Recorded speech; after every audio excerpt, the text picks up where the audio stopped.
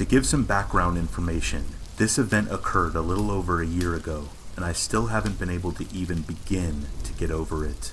I'm a 22-year-old 5'4" female, and at the time I was 21.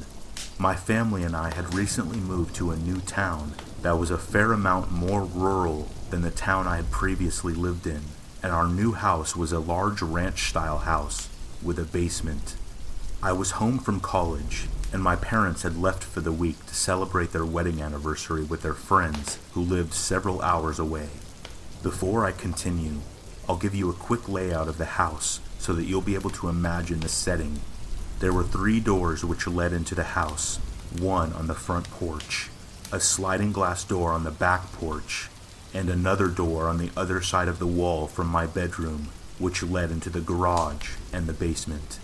When you walk out of my bedroom and turn, you can see all the way across the house, kitchen, living room, dining area, to the door of my parents' bedroom, and the stairs leading up from the basement. It had been a few days since my parents left, and I hadn't had any problems. They had sent me a couple messages on Facebook, letting me know that they arrived to their friend's house safely and were having a good time. The day had gone well, and I was sure to check that I had locked all the doors of the house once the sun started to go down.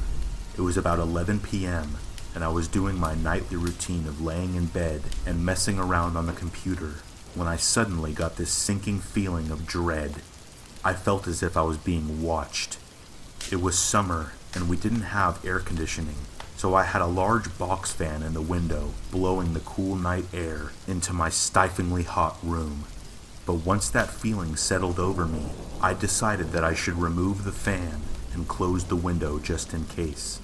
Once removing the fan, shutting and locking the window, and pulling down the curtain, I felt a bit better.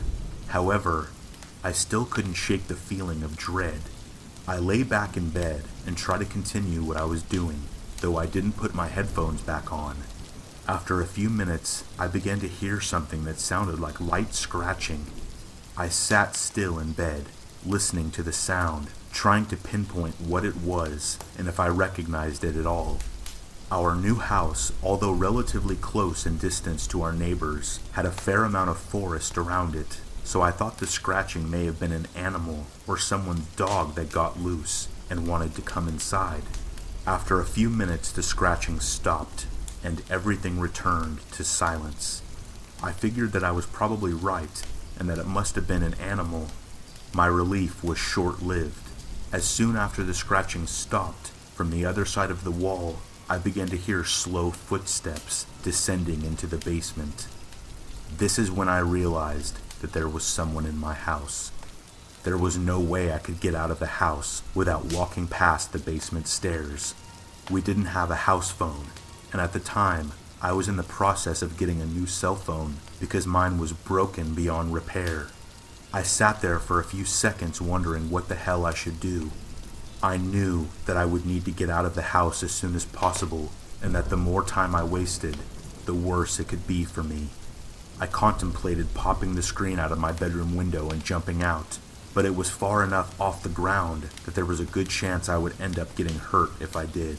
Not to mention that if I jumped out the window and hurt myself, I wouldn't be able to run for help, and I would be right next to the door that whoever was in my house had gone through.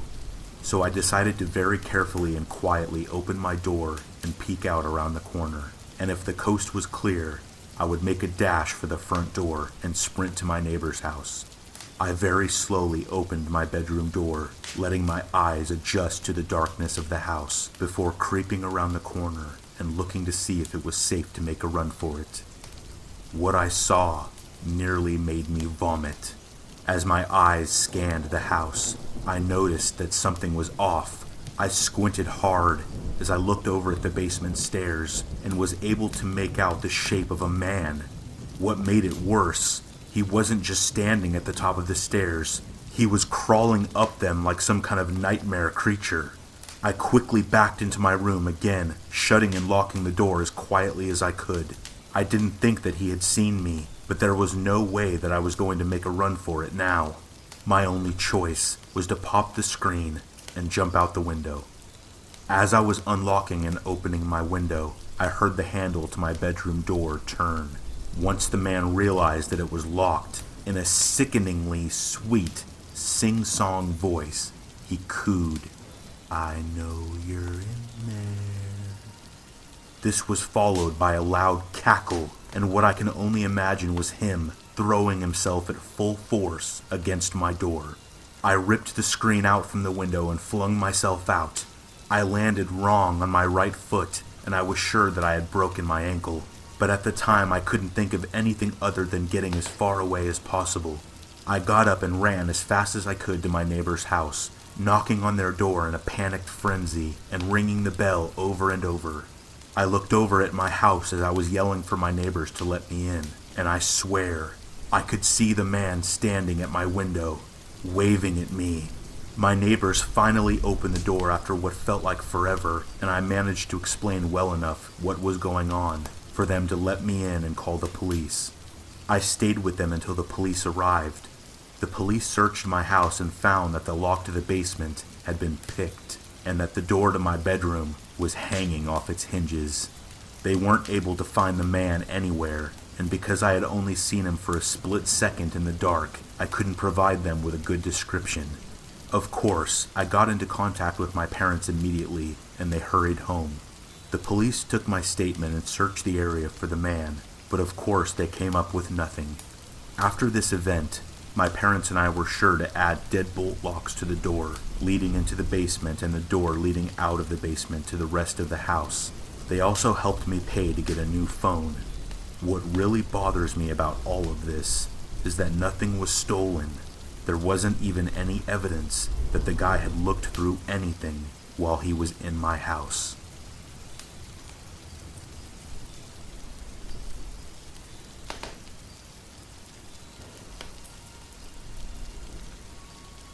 I used to take care of a mentally disabled man in a community protection program. He had to be kept away from people because of his sudden violent outbursts. His parents were rich and bought an old farmhouse on 10 acres or so, about 4 miles out of town, so that he could be away from the public and not forced into a psych ward. For 4 years, I worked there on a 56-hour shift, come in on Sunday evening and leave Wednesday afternoon. There were 2 of us on these shifts, and we were both supposed to be there the entire 56 hours, but because we were the most senior trainers on staff, we would take turns going home on one of the 2 nights we were scheduled. After 3 years of being in that house, I had become comfortable with it, despite it being so isolated and overall kind of creepy. I would always stay up and watch TV until around midnight. My client was always locked in his room at about 8 p.m. One night, about 12:15 a.m., I turned the TV off and pulled the covers over myself to try and get some sleep. There was one window in the staff room, and it faced the back of the property, and it was about 6 feet off the ground. I had just started drifting to sleep when I heard the most blood-curdling woman's scream from right outside the window.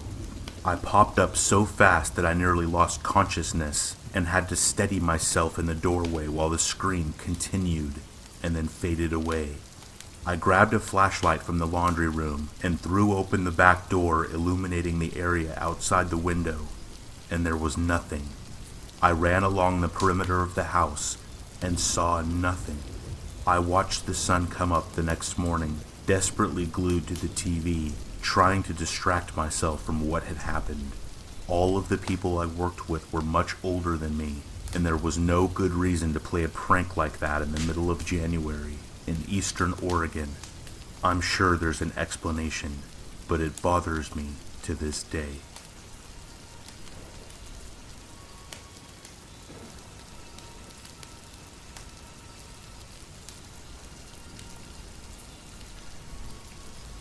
I went on a date with a guy from Craigslist. I was 17 years old at the time. I put an ad up looking to meet someone. I don't remember the details. A guy responded who lived close to me, and so I emailed him back and gave him my number. He was actually one of the only ones who responded without a creepy message. He said his name was John and that he was 26 years old. This guy, John, and I spoke for 2 days before meeting, and we met on a Friday night. We texted back and forth and he asked if I was single. I said yes. He asked what kind of food I liked to eat because he wanted to take me to a restaurant. I asked him a few questions about himself. He told me he still lived with his mother but had the top floor to himself, and that he was a part-time model that made good money. Judging by his picture, him being a model was fairly believable. So on Friday night, John comes to pick me up. He drove a silver 2-door car. He texted me and said that he was waiting outside, and after checking my hair and makeup one last time, I said goodbye to my parents, telling them I was heading out with friends, and then left. I got into John's car, and the first thing I noticed was that he looked exactly like his photo.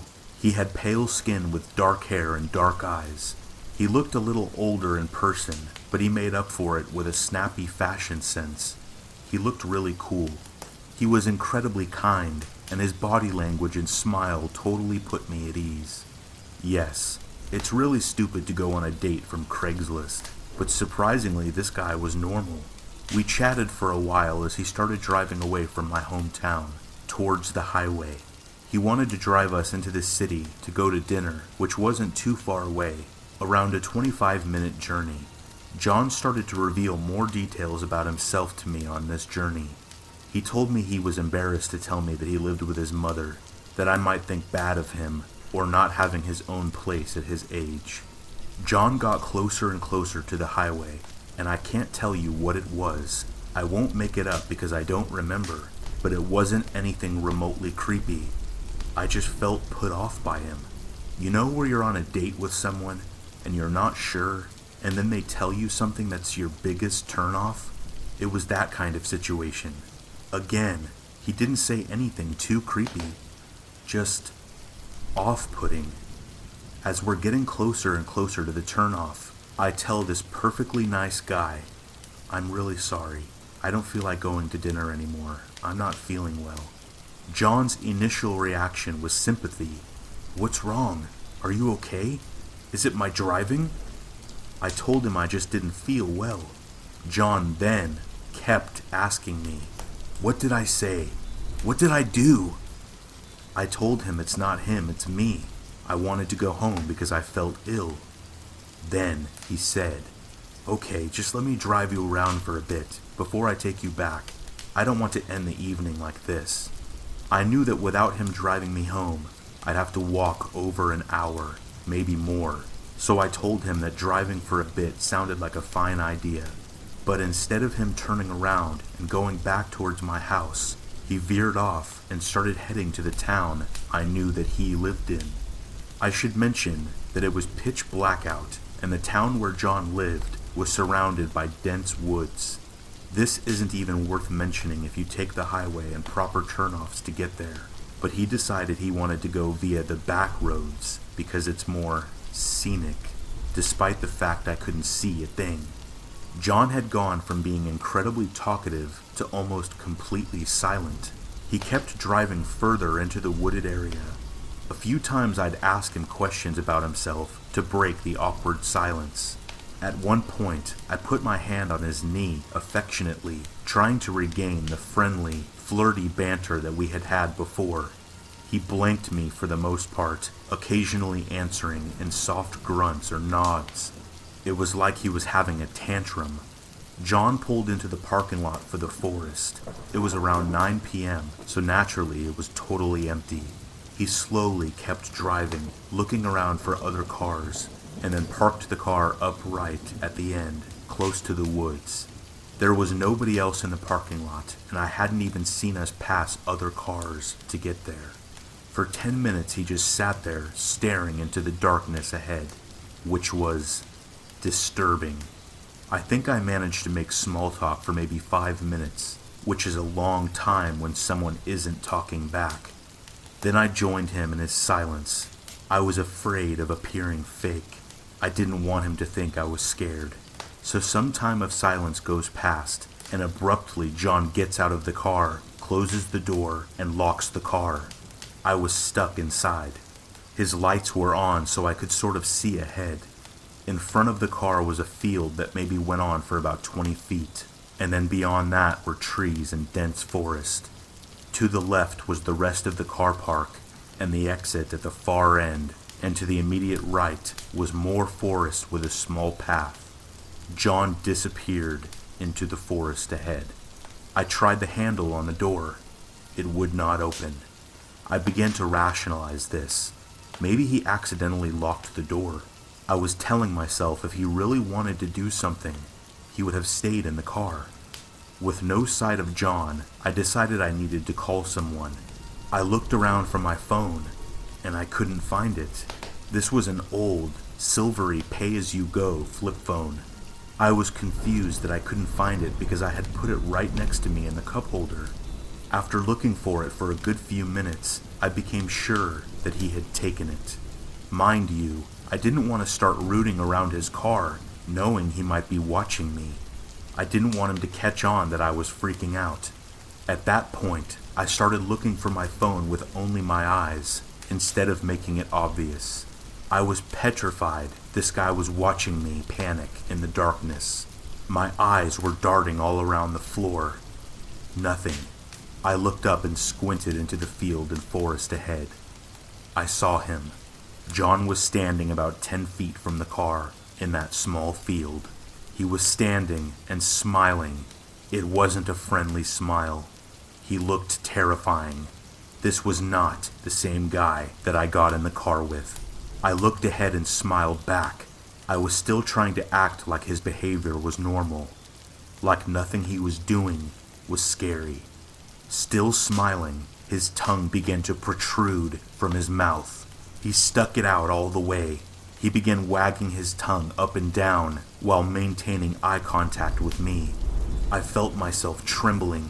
I was trying to compose myself, not taking his eyes off of me, and with his tongue still out, he started unzipping his pants and then began to urinate in front of me while staring at me the whole time. This is the point I found it difficult to act like I was in on his behavior. I looked down at the floor, not wanting to watch what was in front of me. He didn't creep or slink back to the car. Instead, I hear his thundering steps and then a slam against the window. I guess at this point I was the luckiest person alive because another car pulled into the parking lot. I don't know what this did to John, but immediately he got back into the car and laughed at me, that normal laugh, and said, "So what music do you like? I'll put it on while I drive you home." And he did. He drove me all the way home. When he pulled up to my house, I went for the door, but it was still locked. "I want you to promise me something." I asked him what that was. If you ever see me after this, turn the other way. Act like you don't know me. If you see me with my family, don't you dare say a word. I don't expect to bump into you, but don't say anything." I agreed, and then I asked him, "Have you seen my phone?" He told me no. I guess my phone was a small sacrifice for surprisingly making it home okay. When I got inside my house, I said goodnight to my parents and went upstairs to my room, and then turned on my computer. I wanted to gather as much information about the guy that I could. Back then, I used MSN Messenger, like AOL Instant Messenger. It logged in automatically whenever I started up my PC. Now, before I get to the final part of this story, it's important that you know this. One day before, I had been at my best friend's house. We had the kind of friendship where it was like, who could pick on the other the most? It was all good fun, and we mostly just made fun of each other and had a laugh. The day before, my friend had changed 2 contacts in my phone. She replaced the contact Mom with a guy that I had been texting back and forth with. I immediately knew she had done this because I saw the previous messages come up, but I didn't change the numbers back at the time, thinking that I would just do it later. So when I logged on to MSN Messenger, I had a ton of messages from this guy and a few from my best friend. When John had locked me in the car, he had taken my phone and texted Mom, which was actually this guy. "I'm sorry, but I decided to move out. I've met someone. Please don't look for me.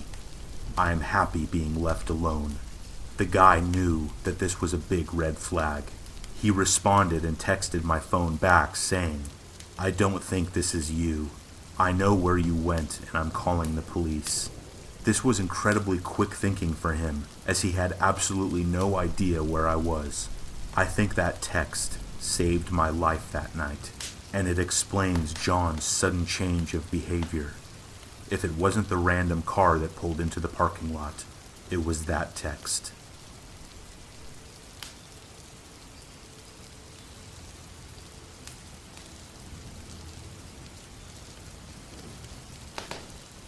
I was staying at a friend's house and woke up in the middle of the night to someone else in bed with us. I could see from the street lamp that my friend was turned away from me when I sat up, and that there was an unknown person there too. It was very dark, and I couldn't make out their facial features, so I really gently reached out and touched them. They appeared to be asleep, but for all I know, they were awake, with wide eyes, looking at me. I can't explain why I didn't scream or anything. I decided to lay down and not move, and if they did something that could have meant trouble, then I would react. I didn't sleep, and watched as this person eventually got up and walked out of the room, down the stairs, and out the front door. I went downstairs to make sure they had really left, and then locked the door. It really freaked me out that someone could welcome themselves into a home and just climb into bed with two girls. My friend slept through it all and doesn't truly believe that it happened.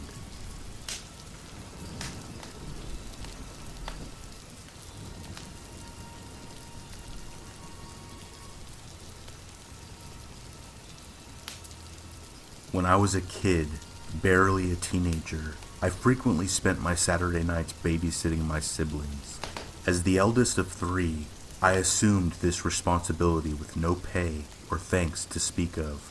It was simply expected of me, one of my contributions to the family. I babysat so frequently because my parents needed it.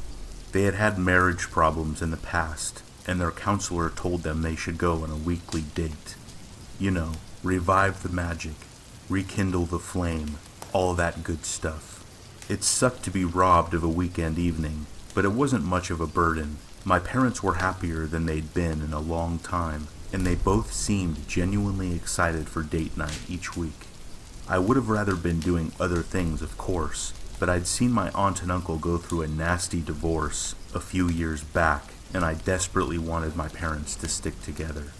And so it was on that night of December 3rd in the year 2006, I stood at the open front door of my secluded Colorado home, waving goodbye as my parents backed out of the icy driveway, wrapping my arms around my torso in response to the wintry mountain air. I entertained myself for a few brief moments by exhaling forcefully and watching my breath float away into nothing.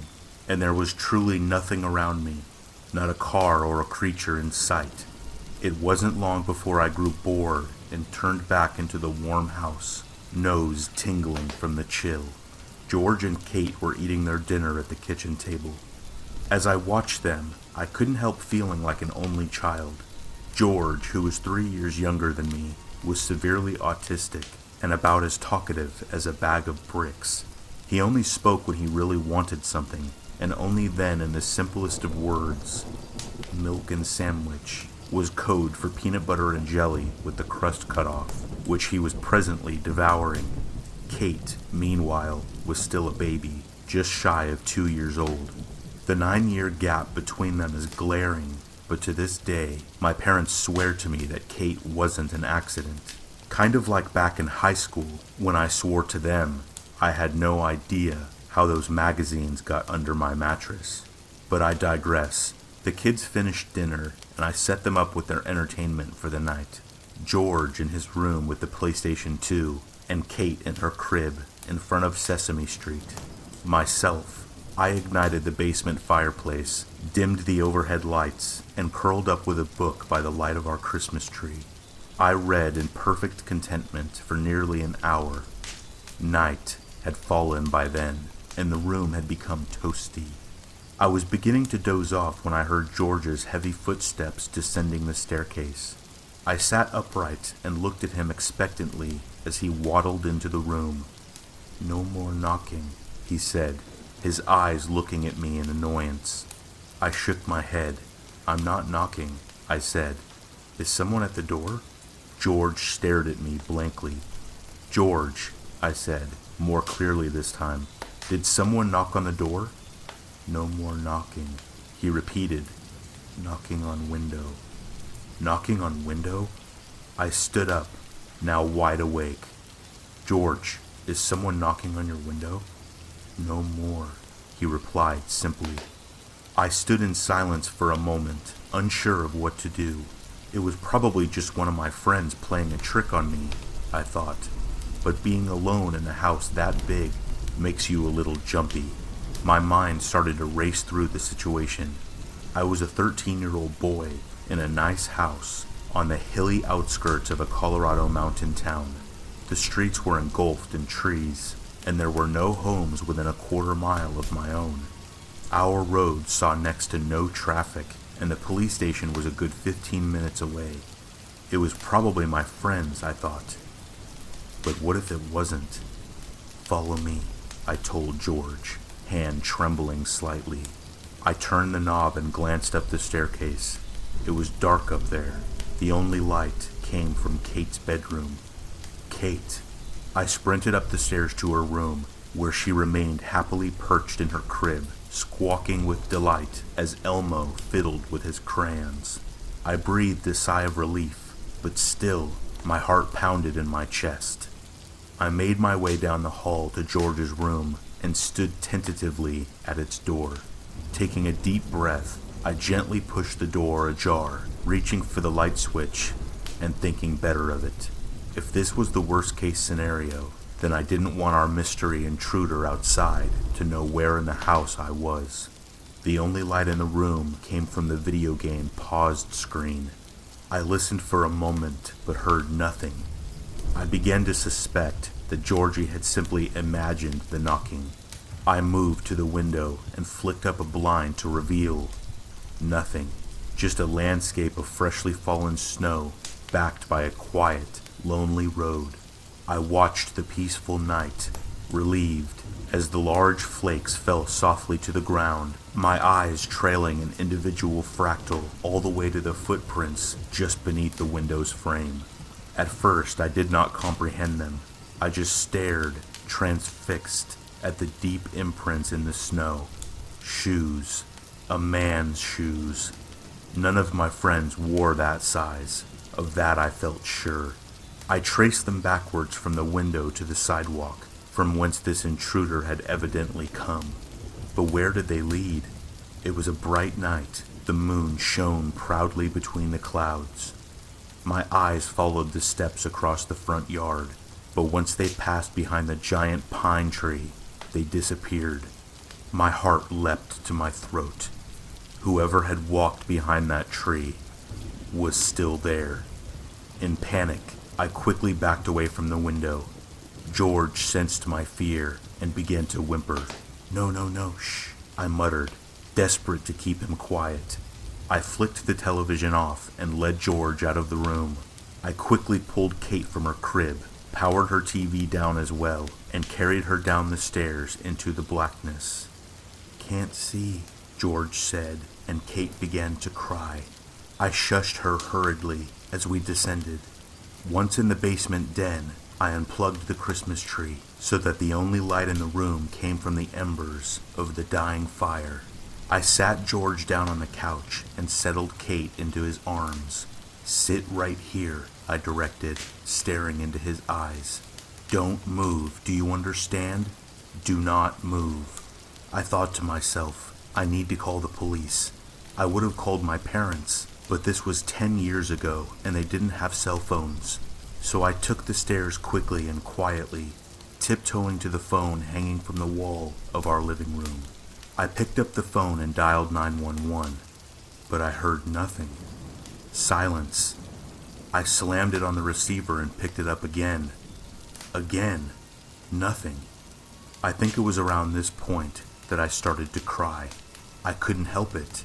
I was scared. I tried to calm myself down, telling myself that the storm had killed the phone line. But there wasn't much of a storm. The snow was steady, sure, but there wasn't even a breeze. Certainly nothing that could have disabled our phone. Tentatively, I walked into Kate's room and peeked out the window. My first glance was towards the tree, of course, where the footprints stopped, but now they continued. Sometime while I was herding my siblings downstairs, whoever was behind the tree had moved. I followed the footsteps across my frozen front yard to a man standing near the driveway. He was looking right at me. My breath stopped. I was frozen in place. This was not one of my friends. I had never seen this man before, but he was looking at me with an eerie blankness. He was wearing a black turtleneck and black slacks, a lone dark spot on a blanket of purest white as he stood in the snow. My eyes never left him, and his never left me. We stood still, silently staring for what seemed like an eternity. My heart throbbed in my chest, and I felt nauseous. For the first time, gazing into this man's eyes from afar, I began to consider the possibility of my death. I thought of my dad's brother, who was killed in an accident at age 11. Forever 11, never growing up, frozen in time in the memories of all who knew him, as a soul of eternal youth. At this, the tears flowed freely once more. "Please don't hurt us," I begged in a sobbing whisper.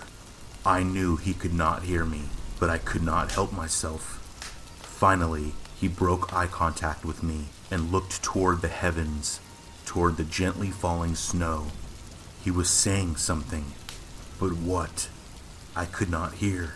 I stared transfixed as he pulled a handful of dark powder from his pocket. Then, still gazing upward, still muttering to himself, he flung whatever it was to his feet. I desperately wanted to run to get my siblings, but I thought that to let this man out of my sight would be unconscionably foolish. No, better to keep an eye on him. The house was still locked. I had the upper hand. Besides, I could not bring myself to look away from the strange ritual unfolding before me. The man had removed his sweater and flung it carelessly to the ground behind him. He was no longer staring skyward, but his lips continued to move. I trained my eyes intently upon his mouth, trying with no success to read his words, when I saw something glint in the moonlight. It was a knife, a long, callous blade, which he had removed from his other pocket. It bore dark stains already. From what? I covered my mouth to hush a scream as the man, still muttering to himself, ran the edge of the blade along his pale, distended stomach. A thin red line appeared along his abdomen, and blood of the deepest shade began to dribble from the wound. The streams trickled down his belly and fell ungracefully upon the black powder at his feet. At this, the man stared skyward once more, face contorted in a gruesome smile. He was sobbing uncontrollably, and mucus ran freely from his nostrils, but he looked happy, beyond happy, elated. My stomach churned in revulsion. This man was in ecstasy. I watched, almost entranced by this bizarre unfolding, when the man's face changed suddenly. He looked directly at me once more, and his eyes appeared unhinged. Still clutching the knife, he began to sprint directly at my window. I took one look at the weapon this man brandished and instinctively fled the room. I slammed the door shut behind me and was halfway down the stairs when I heard the window shatter. The man screamed loudly in pain as I reached the basement. I locked the door behind me and ran to George and Kate. "No more screaming," George pleaded. No more screaming," I agreed in hushed tones, stroking his hair in an effort to calm him down. Kate, meanwhile, seemed happy as a clam. I strained, listening intently. Is he inside the house? I still clung to some naive hope that he had injured himself on the glass and had retreated. Or perhaps he had been weakened by his self-inflicted wound. Finally, I heard it. The subtle but unmistakable sound of footsteps upstairs. He was indeed inside the house, and by the sound of it, was trying to be quiet. I silently guided George and Kate into a storage closet and closed the door behind us, manipulating the handle to make as little noise as possible. We stayed there for about 5 minutes, listening to the ceiling creak threateningly above us. Then, I realized that we were not trapped. We still had a way out. I saw in my mind's eye a window well in the bathroom down the hall, the only access our basement had to the outside world. Almost as if on cue, a frustrated scream echoed from above, followed by a tremendous crash. He had pulled something to the ground, perhaps the entertainment stand, or maybe it was the hutch. "He's here!" the man shrieked hysterically. "How dare you hide from him?" To this day, I don't know who he was talking about, but it was at that moment, the moment I heard him begin to descend the stairs, that I made my move. Holding Kate in one arm and guiding George with the other, we began our flight down the hallway. As we reached the bathroom, I stared fixedly at the window near the ceiling. It would be a tight fit, but we could make it. I flung the window open, stood on the toilet, and placed Kate gently in the shallow window well. Then I stepped off and told George to get on. "Yucky, gross, no standing on toilet," he said, looking embarrassed. I heard the man fumble with the locked handle at the base of the stairs. Time was running out. I'm not proud of what I did next, but it was the only way I could think to get George to cooperate. I smacked my brother roughly across the face and grabbed him by the shirt with both hands. "George, get on the toilet now." I snarled at him, the first time I had ever done that.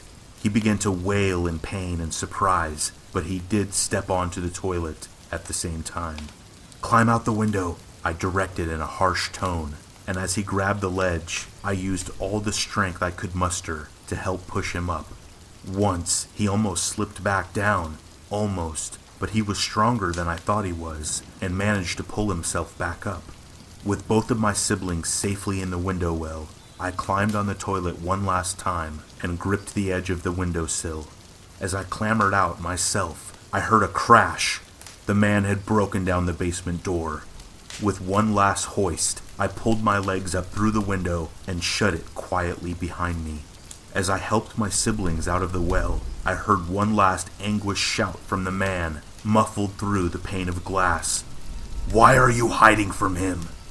"Cold," screamed George as I led him barefoot through the snowy grass. In panic, I shushed him, but it was no use. He and Kate were both crying quite loudly by this point. My only hope was to get them as far away from the house as possible. I heard a distant crash from inside the house, and I quickened our pace. Feet numb, I sprinted through the yard to the sidewalk, and practically had to drag George onto it. "Bathroom light on," he said pleadingly. He was obsessive about turning off lights and electronics before leaving, and he was correct. We had left the bathroom light on in our haste. I ignored him and rushed us down the frozen pavement, stepping on sharp rocks and sticks and not even comprehending it. Adrenaline surged through my veins. I didn't know what we were heading toward. All I knew is what we were heading away from. The snow was falling much harder by this point. I could already see it collecting in a pile on Kate's head. Her nose was beet red and dripping with snot. I needed to get her inside. But where? I looked ahead and saw a light off in the distance. The Garland's house. I'd said maybe a grand total of 6 words to Mr. and Mrs. Garland my entire life, but that was our one option. It was in their house that we would seek refuge.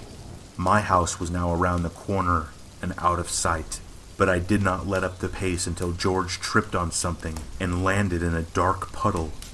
"Hey," he screamed indignantly, looking back at his stumbling block. In the glow of the distant streetlight, I could see George had fallen into blood. A dead man lay face up and eyes open on the sidewalk. Snow had fallen onto most of him, and he had been mostly invisible until Georgie's feet had connected with his midsection. I remembered the dark stain I had seen on our intruder's knife. "Come on," I pled, wrenching my eyes away from the grisly scene as I pulled George to his feet. We ran for another 60 seconds maybe, and finally reached the Garlands' front door. The window into their parlor was open, and a fire was roaring. Mr. and Mrs. Garland sat, drinking tea, in cozy armchairs. I pounded ferociously on their door. They answered together, utter bewilderment stamped on their faces. I handed Kate to Mrs. Garland and collapsed into tears. The police arrived at my home 15 minutes later and apprehended the man, unconscious, lying in a crumpled heap on the floor of our basement bathroom. They discovered him with a fractured skull, many deep lacerations from the window of Kate's room, and his intestines partially protruding from the wound on his gut. He had slipped in his attempts to climb where we had climbed, hit his head, and knocked himself out. Apparently, he confessed under questioning that he was a member of a strange cult, a cult which, as far as anyone can tell, does not exist. He claimed to have been taking part in a ritual which required the sacrifice of a pure soul, and my autistic brother had been his target that night. My parents have not shared with me all the details of what happened after that night, but as far as I know, our intruder is currently rotting in a cell. The man he killed, the man lying on the sidewalk, was a friend of my father who lived 2 streets over.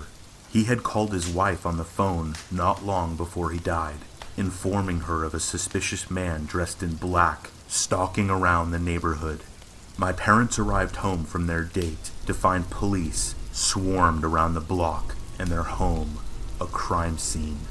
My father relocated at work, and we had moved across the Rockies to Salt Lake City just 2 weeks later. Kate is now a bratty middle schooler. As far as I'm concerned, she's perfect. George, now 21, hasn't changed a bit, but he loses his mind if someone knocks on a window. As for me, I'm a bit of an adrenaline junkie now. I climb mountains with narrow trails and steep ridges. I go cave diving in places where you shouldn't. All, I think, in an attempt to recreate the fearful intensity of that one snowy night long ago. But it never works. The closest I come is when I'm alone in my room in the dead of night, when I'm reading your worst stories about your worst times and the things that chase you in your dreams. Then, and then alone, is when the real fear sets in.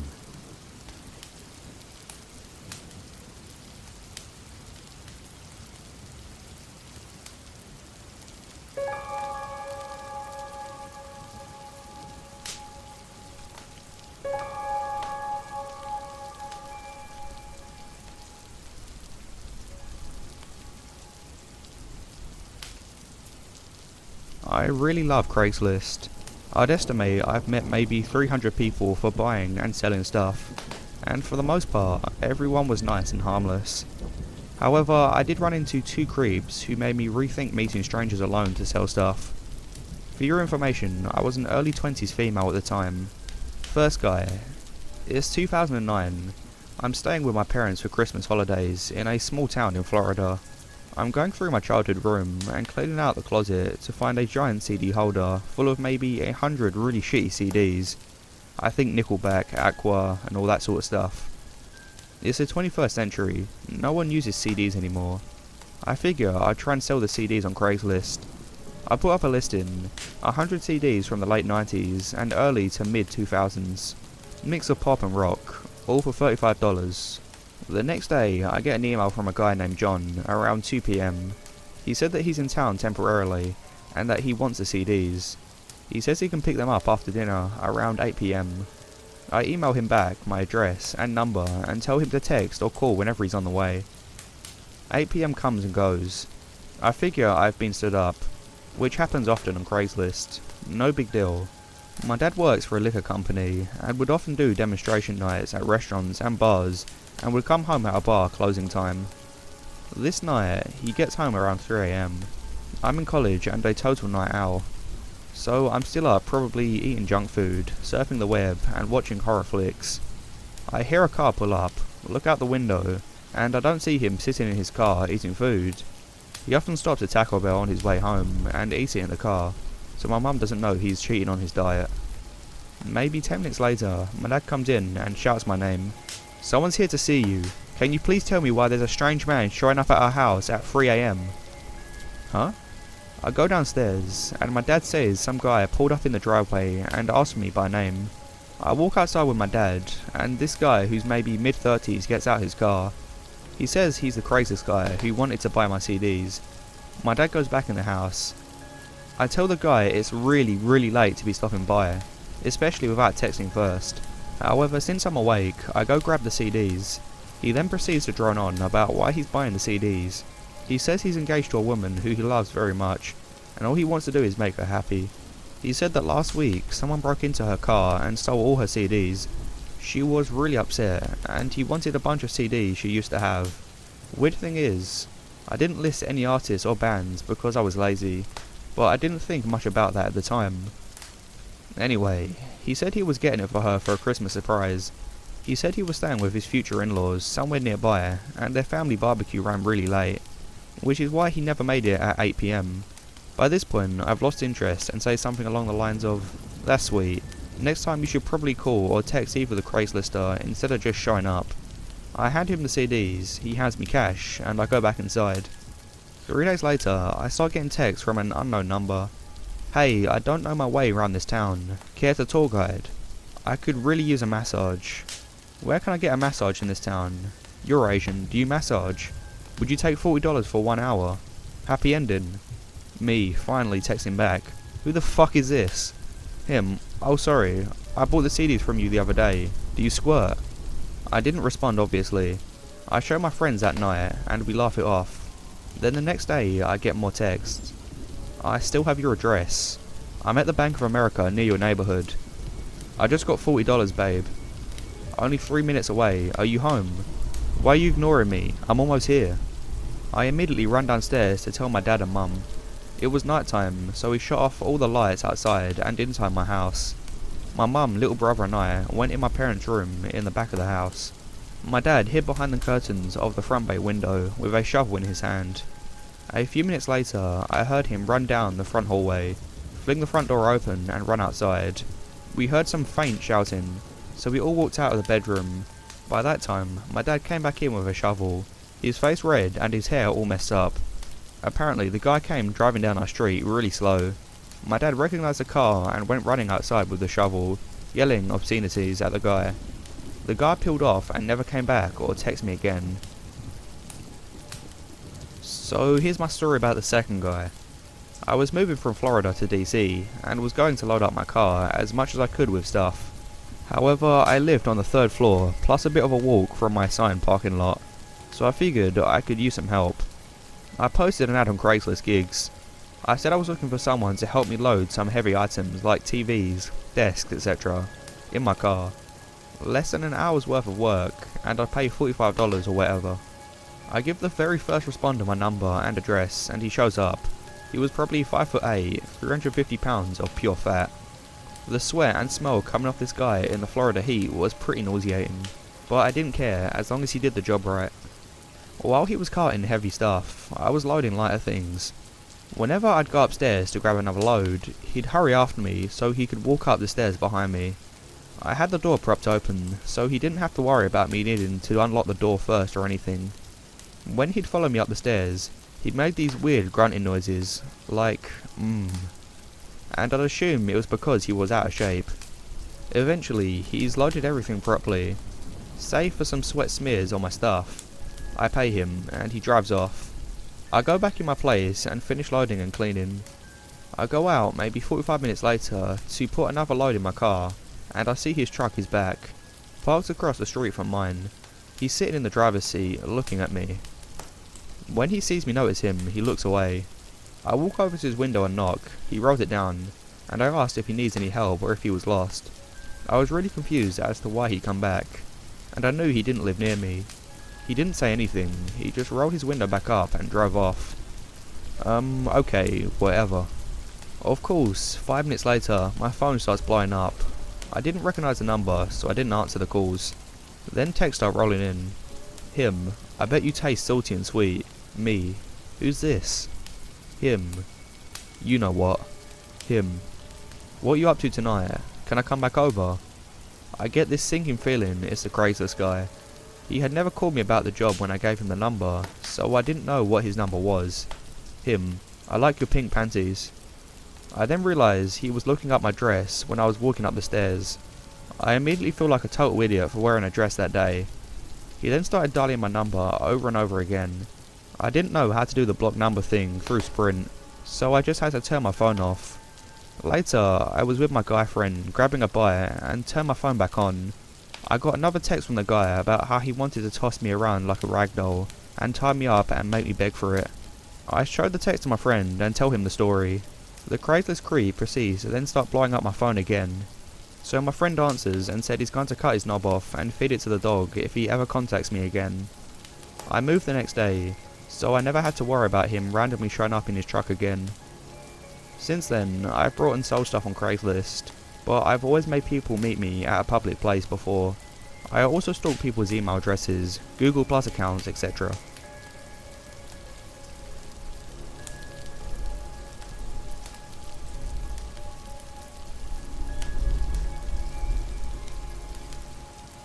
I worked as a Walmart cashier for a little over a year. I quit in August of 2015 when I went away to college. As a cashier, you see a lot of people in a day, especially at Walmart, and after a while you don't even see people's faces when you look at them, but there are some people that you see so often that you start to recognise them and sometimes learn their names. There was this one guy, always in the same Green Bay Packers hoodie and Chicago Cubs baseball cap, that would often seek out my line, no matter how long it was, just so he could stare at me and rarely say a word. Whenever he did say anything to me, he would always lean across the register to get a close look at my face. He always gave me a really bad vibe, but when I asked other cashiers about him, they said he had never been weird around them. One of the girls even said that he was a close family friend. After that, I dropped the issue. One night, after I'd been working there about a year, I was working a 2 to 11 shift. Those shifts were always the worst, because you would be there for 3, sometimes 4 front-end managers, but also because it takes the chunk out of your day where you can actually do anything. So I'm down with the self-checkout. It's 10:15, so I'm counting down the minutes until I can shut it down at 10 till 11. The creepy guy comes in the front door and makes a beeline for me at self-checkout. When I see him come in, I instantly get nervous. He walks up and says, "Can I still buy a phone in Card Electronics?" I told him I only worked as a cashier on the front end, so I didn't know anything about electronics, but he could go back and check. He seemed peeved by this answer, but he walked away without another word. About 10 minutes later he comes up with a prepaid phone card and says there's no one at the register in electronics, so I activate his card and hand it to him, telling him have a good night, but he pushes the card back at me without saying a word, and I say, "Is there something wrong?" To which he replies, "These 10 minutes aren't on my phone yet, are they?"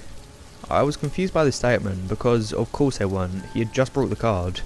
I shook my head and he waved his card in front of my face. "Why on earth are you just standing there? Reactivate my phone." When he talked he was so close I could smell his breath. I was so scared. I wanted to put a call into the CSM so that someone would come down and help me.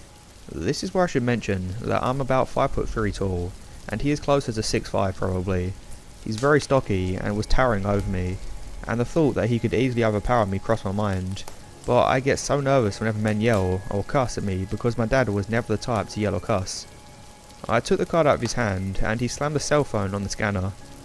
I was trying not to let him know I was nervous, but I was terrified. I knew that I had never put minutes on a prepaid phone before, but I don't dare tell him that, in fear of what he might do. So I read the directions, pick up his phone, dial the number, and as I'm putting in the card number, his phone runs out in minutes. I try to call back and get an error message. I'm at a loss. I meekly hand him the phone back and say, "Sorry, something went wrong. I don't know what's happening." As soon as I say it, he takes his phone, opens it up, and tries to dial someone. And when it doesn't work, he looks at me with furious eyes. He screams, "What on earth did you do to my phone? What the hell?" His voice is echoing in the store, and unfortunately we haven't got to the end of second shift rush yet, so there is no one around. He closes his phone and opens it again, trying to make another call, but it doesn't work. He throws the phone down on the scanner again. He says, "I don't know what you did to my phone, but you better fix it." But this comes much more quietly, practically a whisper. At this point, I'm worried he's going to put his hands on me, and I don't know what to do. I put in a call for the CSM from my register and say, "I've called someone that might be able to help, but we're at a shift change right now, so it might be faster to take it to the customer service desk." He picks up his phone off the podium, still mumbling under his breath that I messed up his phone, and I'm hoping I can get out of there before he comes back, or at least have someone else down at the self-check with me. Another 15 minutes go by, and I don't see him again. As I'm picking up items that people left at the registers, getting ready to shut them down for the night, he comes back and stands by the podium. He still looks completely annoyed, and my stomach sank. He made that finger motion that means come here without saying anything, and for some reason, that makes me even more nervous. When I'm standing in front of him, he leans so close to my face that I think he's about to kiss me or bite me or God knows what. I try to take a step back, but he takes a step forward when I do. A creepy grin comes across his face and he says, "The girl up there fixed it. Simple fix. But next time, I expect you to know what to do. Understand?" I nod because I don't think I can speak. He gets impossibly closer before saying, "I'm sorry I raised my voice. I should never have done that, especially to a pretty girl like you." When he adds the last part, he lightly used his finger to brush my bangs to the side. I took a step back and he said, "Let me make it up to you. Let me buy you a drink." I shake my head and say, "No thank you, I'm only 19. He says, "So we get a couple of beers and go back to my place?" Again, I shake my head. "No, really it's okay. I'm not much of a drinker. I have an early morning tomorrow." He looks displeased with this answer and says, "Tell you what, I'll wait over here by the door just in case you change your mind." I smile at him weakly and tell him to have a good night. When I see him walk through the security things, I quickly shut down the registers and sign off mine.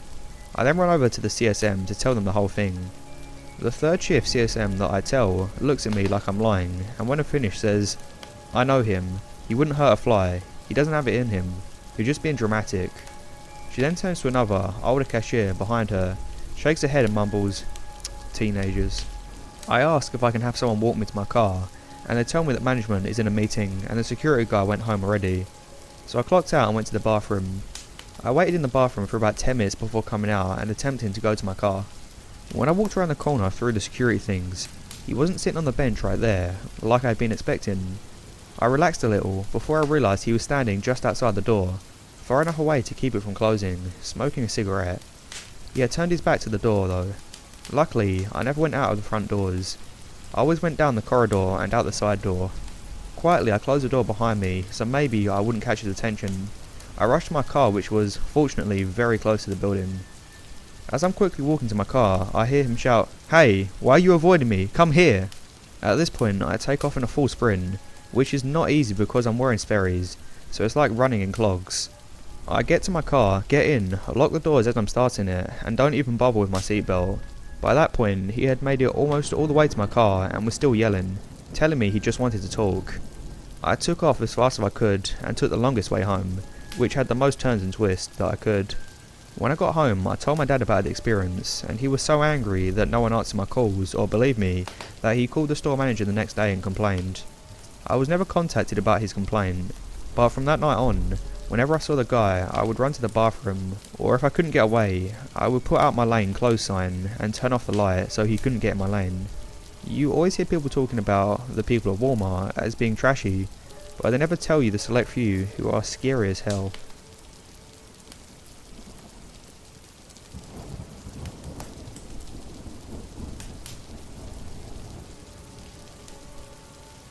These are some strange experiences from a camping trip in northern Ontario I went on back when I was a little kid with my mum and dad. I want to preface this by saying that despite the things I've written about, it was still a good experience. My parents split amicably when I was very young, and I didn't actually live with my dad. I still got to see him though, and these kinds of trips were a bonding experience and were always pretty fun. I just don't want this story to overshadow that. Alright, so on to the story. My dad and stepmom rented a tiny cabin in northern Ontario one summer through a family friend. I don't know exactly where it was, but I'm certain it was well north of Midland, the regular cottage country for Toronto folks. The cabin was on a lake, and the owner ferried us there on a tiny motorboat. This wasn't an island, mind you. I think there just weren't any roads to access it. Some strange things happened on this trip, and while there isn't a single cohesive timeline here, and I'm not an experienced writer, I'll try my best to document them. I've itemized specific events to make it clearer. The owner had just left the canoe at the cabin, and we took it out on a lot of trips on the lake, usually later in the day. I was obsessed with frogs and fish and wildlife as a kid, and this lake was loaded with marshes, so I loved these outings. I remember one of them in particular. It was almost sunset, and we were hiking heading back through one of the marshes, and I heard a faint humming similar to a transformer coming from the tree line on the shore. My dad and stepmom noticed it too as it grew louder. It stopped all of a sudden a few moments later, but so did everything else. The sounds of birds, frogs croaking, and any other wildlife had completely dropped off and stayed silent. Nothing else strange happened on our way back, but it was creepy as hell. The cabin was on a shoreline, but there wasn't a beach or anything close to one.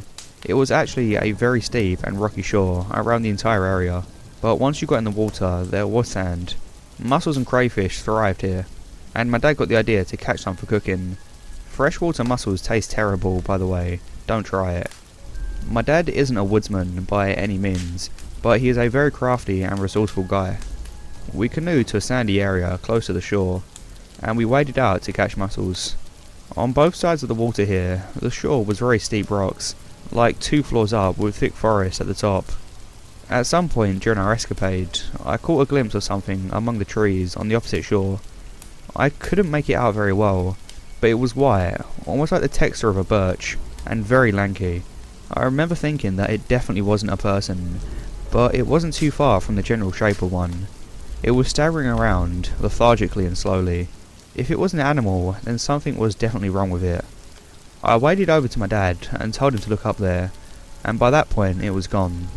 Because of this, I'm still not 100% sure that it isn't something I imagined. I was 9 or 10 at the time, but I remember seeing it again on the opposite shore on our way back. This one I don't actually remember, instead my dad told me about it. On one of our canoeing outings, my dad and my stepmom decided to visit the little peninsula on the other side of the lake close to the marshes area. We all got there and dragged the canoe onto the little shoreline there was, and walked inland single file. There wasn't a path, but the trees weren't particularly dense either, enough to see water when you look back. Pretty soon I noticed that the entire place was covered in mushrooms, and live trees had given way to downed and dead trees further inland.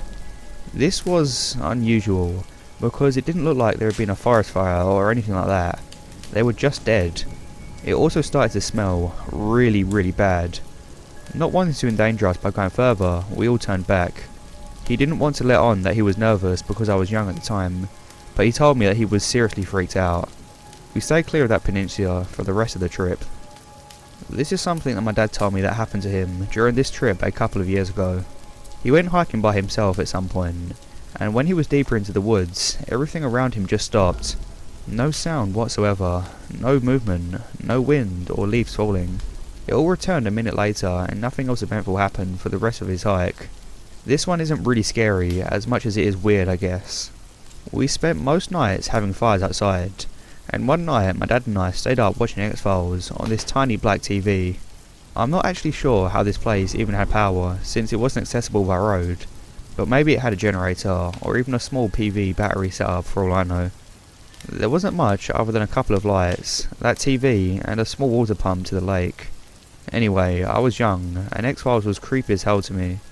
During one of the episodes, we both heard that humming coming from outside. Like when we were on the canoe. It was faint, but definitely there. We went outside with a flashlight to see if we could identify it, but we couldn't see anything. We didn't want to go into the woods this late or take the canoe out, and it sounded like it was far away enough, so we just went back inside.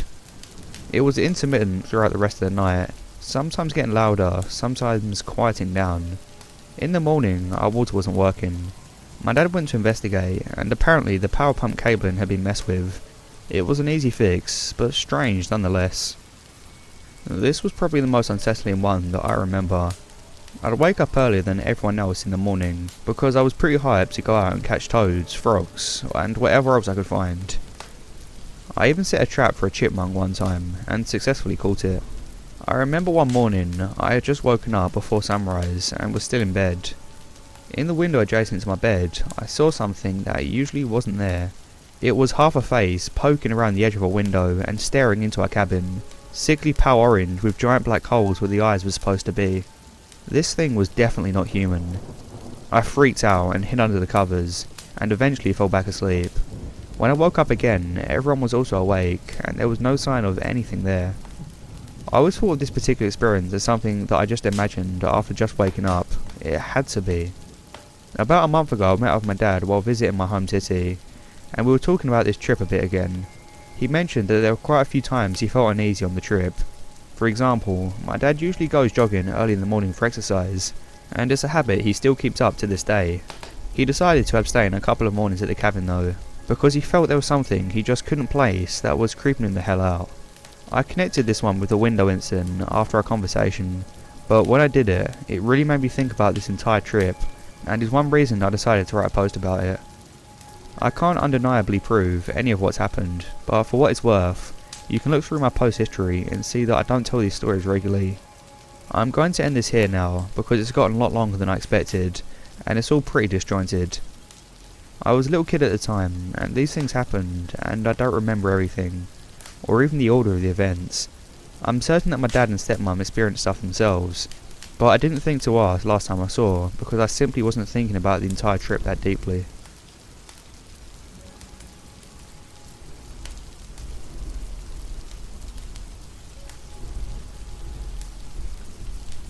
As a third-year university student, I'd like to think that pizza, gyros, and hamburgers are important staples of my cost-effective and not really nutritious nutritional needs.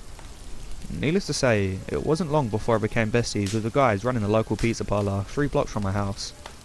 These guys were super cool. I met them for the first time when my best friend Sharon, Shah, and I went to buy pizza for our movie night. I wasn't too jazzed on the movie night because my let's be honest roommate Sam insisted on joining in.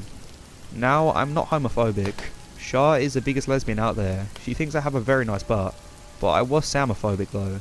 She pretty much decided early on that I was hiding my true lesbian nature and had been trying to get me to accept myself for what she believed me to be for like 3 months. This meant that movie nights with Sam mostly consisted of that one where Cuba Gooding goes on a gay cruise. That one with the chick working in a flower shop. So I wasn't too stoked on the movie night. These mostly ended in deep conversations about the importance of revealing your true sexuality, and neither was Shah because Sam had a way of making things really awkward.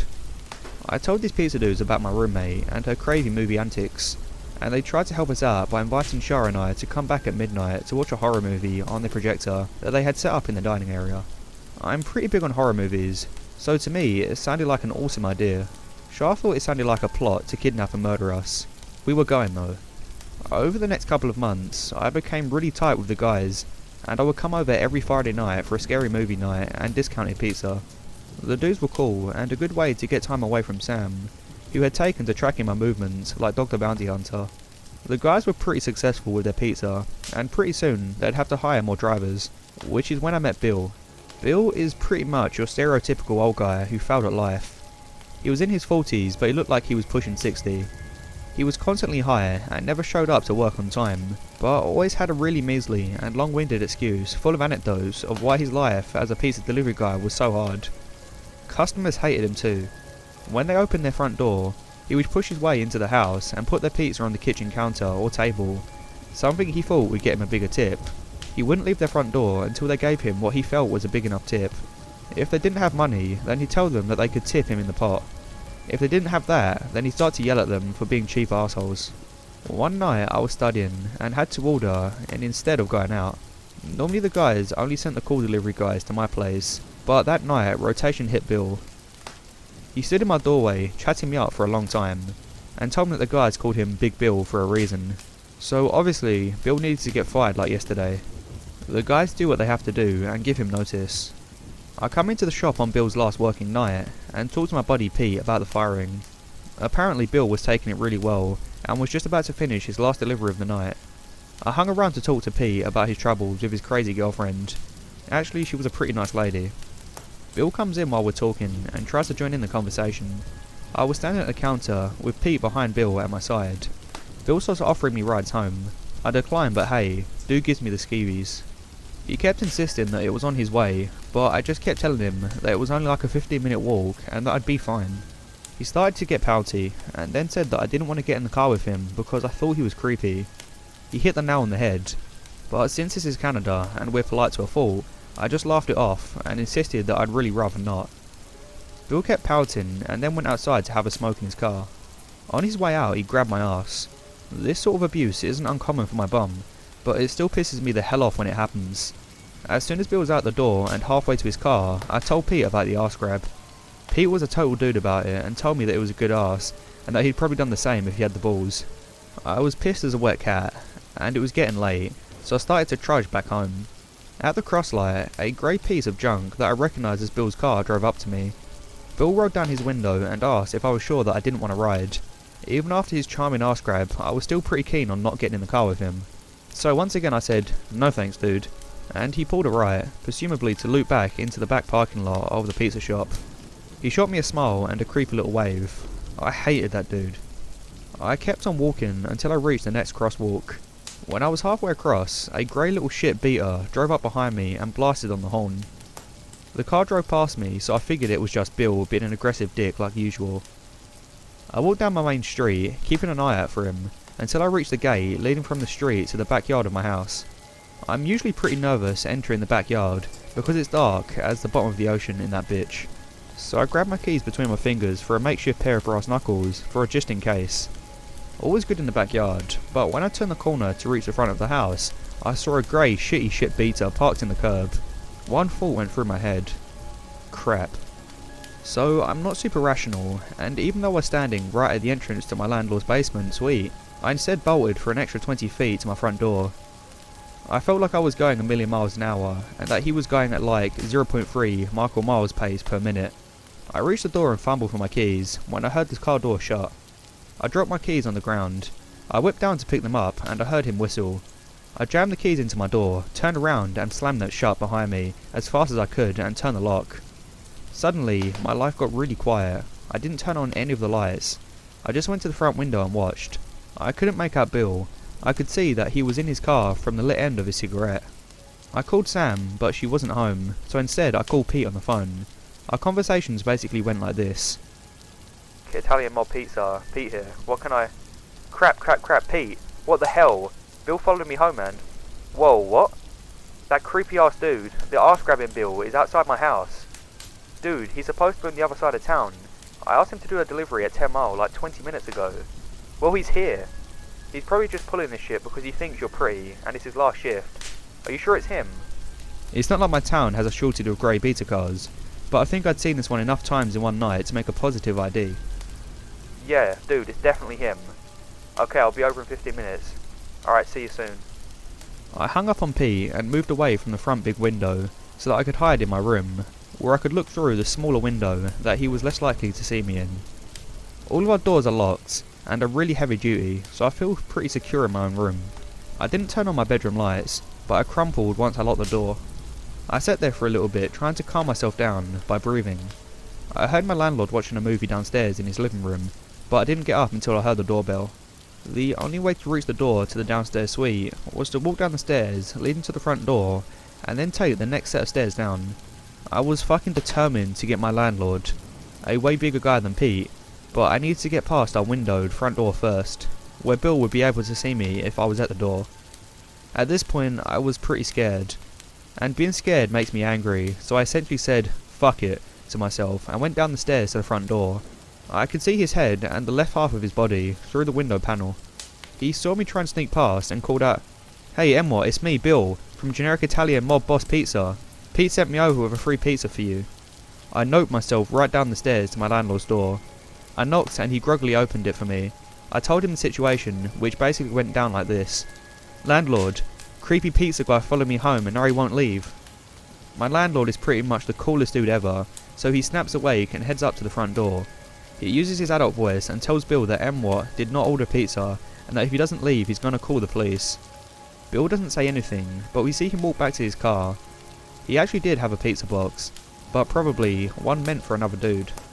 My landlord was tired, so he gave me a quick "come get me immediately when crazy shit like this happens," and then went to bed.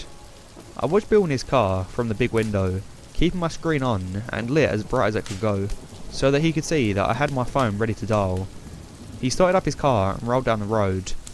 I called Pete at the pizza place to tell him that my landlord handled it and that he didn't have to come anymore. Pete waited for Bill to come back and then told him to never come back to the pizza place or near me again. It's been almost 2 years since then, and I never heard from or heard about Bill since then. In the end, I didn't call the cops, which if you read my post about the tomboy and the mountain goats, you'd know that that's the kind of way I was raised. I don't know if there's a cultural difference between Canadians and Americans, but only once have I called the cops in my life, when I was too young to deal with the situation myself.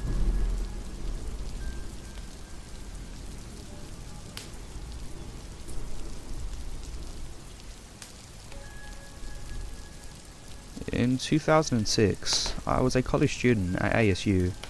I lived in an off-campus apartment on the ground floor, and it was a block off a major street here in Phoenix called Baseline. These details are important. In the summer of 2006, Phoenix, Arizona was plagued by 2 serial killers. One was a Phoenix shooter, who ended up being a team of 2 guys randomly shooting people, and the other was a Baseline killer, a rapist and murderer. Having 2 serial killers put the entire city on edge, and everyone was talking about it. I even saw articles in Time or the Newsweek about the situation. So the fall 2006 semester had just started. Now you may have heard this, but Phoenix is hot in August. It would get stuffy in my apartment, and so I'd leave the car window cracked a little because the morning air is nice. The blinds provided visual cover. Anyway, one morning a strange sound woke me up. It was the crack of dawn at 4:45 AM, and the sun was just barely coming up. The sound was a tapping sound, and it seemed intentional, but I thought it could be a bird or some branches or something trivial. I ignored it, and it went away for a bit. After about 90 seconds of silence, the tapping returned, and it was absolutely purposeful. In my mind, I thought it was my boyfriend, who thought it was cute to try and scare me sometimes. I decided I'd be a bit of a brat and make him wait, but I was also getting really angry. How dare he pull a prank when I'm trying to sleep? This is just like him. I'm gonna give him a piece of my mind about disturbing my sleep like this. The tapping continued. At a certain point, I get up to get a glass of water, still being in the mindset of wanting to annoy my stupid boyfriend, who thought this would be funny. I saw some movement through the slit in the blinds. I marched over and yanked the blind so I could see. Definitely not my boyfriend. I said very loudly, "What the fuck?" He sort of seemed taken back by my anger, but only slightly. The man I saw will be with me forever, or more specifically, his eyes and the feeling they gave me were insanely creepy. Honestly, words can't do justice to how terrifying his eyes were. They looked like black orbs with no white in them, absolutely predatory. When I see pictures of Ted Bundy or Charles Manson, that's exactly what he looked like. Even if you saw a picture of how they looked, it's different when you experience it in person. He was crouched down, like an umpire. He had dark pants, a dark purple shirt, and a dark nut hat. He had dark skin. I thought he was Hispanic, but I later found out he was a light-skinned black guy. You'll know how I learned his name later. Anyway, after I yelled, "What the fuck" at him, he whispers to me, "Can I talk to you?" If you want to know how insanely creepy that is to hear, just whisper that sentence aloud to yourself right now. It sends chills down my spine when I think about how it sounded. His hand subtly moved towards his waist. I later learned that he would blitz attack his victims, and he probably had a gun. Now, this is about a 3-second interaction at this point. For some reason, I thought of Ted Bundy and how he pretended to be crippled to target his victims. I thought of my mum telling me to not be nice to strangers, don't be afraid to be a bitch. My thinking wasn't as calculated as all that, but it was more of the nano-processing of how I was dealing with the situation. So when he whispered that, I started yelling at him, "Hell no, get the fuck out of here, douchebag." I shut the window angrily and locked it. I lay back down and wondered if I'd been too mean. What if he needed help? But then why would he be? Tapping and whispering if he was in trouble. He's probably a creep after all. I was too annoyed to get back to sleep, but I sort of laid back down. I told my roommate about it about an hour later, and she sort of jokingly asked if it could have been the baseline killer. When she said that, my heart sank. His face looked exactly like it did in the police sketches that were on the billboards everywhere. The only problem is that those billboards showed him with dreads. The man at my window had no dreads. Apparently, he was some sort of disguise artist who'd wear wigs. Updating the police sketch would have been a nice move, but they didn't. I called the Phoenix police, and the detective I talked to agreed that it sounded like his MO. The suspect would say something to throw off his target, and then he'd blitz attack. The detective said that my angry response probably made me seem like too much of a hassle, and moved on. The only problem with that, I thought the guy looked Hispanic, and the detective said many witnesses described him as black. I thought they might want to come out and try samples or surveillance video or something, but I didn't hear back from the detective. My parents freaked out. They got us knives, pepper spray, and put up signs. We tried to leave the apartment complex, and we learned another tenant had complained about the exact same thing. I never learned the details, but this idiot was apparently going around the damn complex trying to find a target. The stupid apartment wouldn't let us out of our lease, so we moved to a second floor apartment right above our old unit. Side note, the neighbours who moved into our old unit were horrible, obnoxious tweakers who would do meth, play pitball on repeat for hours, and have knife fights at 11 AM on weekdays. There were times I wondered if they might be worse than the actual serial killer who came to my window. So that unit was cursed somehow. Anyway, on the 4th of September 2006, they arrested Mark Godu. I think the detective didn't call me back because they were days away from arresting Godu. When I saw his mugshot, I was sick but also relieved. He was absolutely the guy outside my window.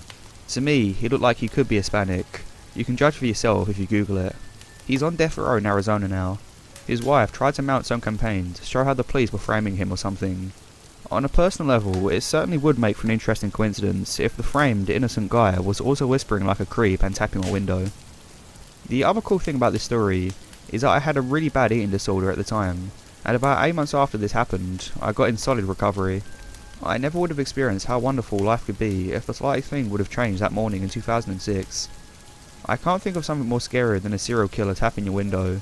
That actually happened to me, and if it happens to you, just scare them right back. Don't be afraid to be downright rude to someone who's injecting themselves into your space. It could save your life if you're not afraid to throw your weight around and tell someone off.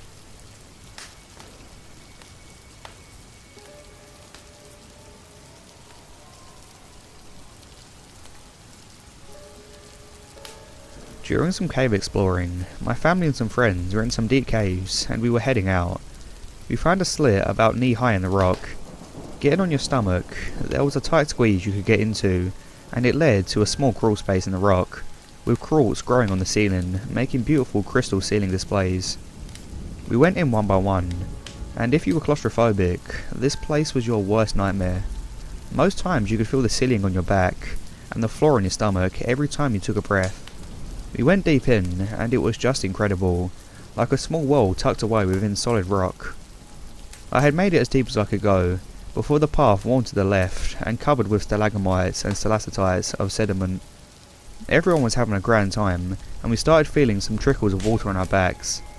It turns out it was raining outside, and with the way the crawl space dipped down before flattening out, the whole place would fill up with rainwater pretty damn quickly, with the only way for it to drown out was the way we came in. It started as trickles before it went into streams and began to pool up. Being the furthest away from the exit, and you can only just crawl flat on your stomach with jagged crystal pointing down from the ceiling, I started to panic a bit. Everyone crawled out as fast as they could as the water kept coming in. The streams growing larger and larger. We left one at a time as fast as we could, but it wasn't fast enough. I could feel the water coming on my chin as I crawled behind my brother. Each inch I took forward felt so painfully slow that I could feel the walls compress around me, and the water was unrelenting, now splashing against my panic squirms. I got out just as the water was up to my lips, and everyone got out safely. I'm not eager to try that again.